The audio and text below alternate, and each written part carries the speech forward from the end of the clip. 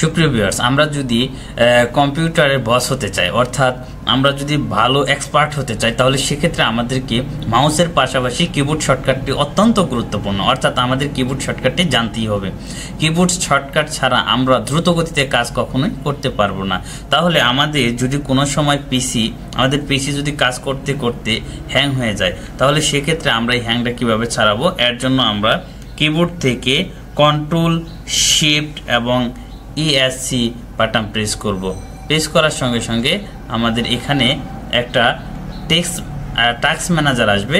এই task manager আমাদের এখান থেকে আমরা আমাদের পিসিটাকে কি করতে পারবো, মানে অফ করতে পারবো। ওকে সুপ্রিয় ভিউয়ার্স, এখান থেকে আমরা কিন্তু আমাদের হ্যাং করা পিসিটাকে সমাধানে নিয়ে আসতে পারি। এরপরে আমাদের যদি এখন আমরা এখানে কেটে দিচ্ছি।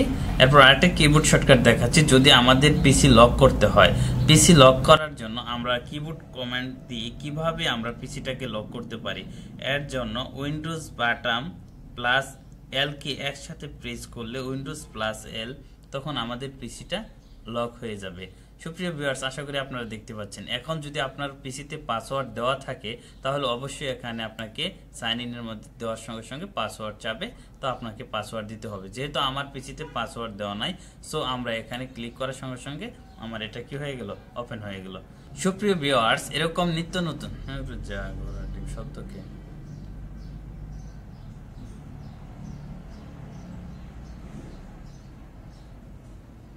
সুপ্রিয় ভিউয়ার্স, এরকম নিত্য নতুন শর্টকাট ভিডিও পাওয়ার জন্য পারফেক্ট জব কেয়ারের সঙ্গেই থাকুন। ধন্যবাদ সবাইকে। আসসালামু আলাইকুম ওয়া রাহমাতুল্লাহ।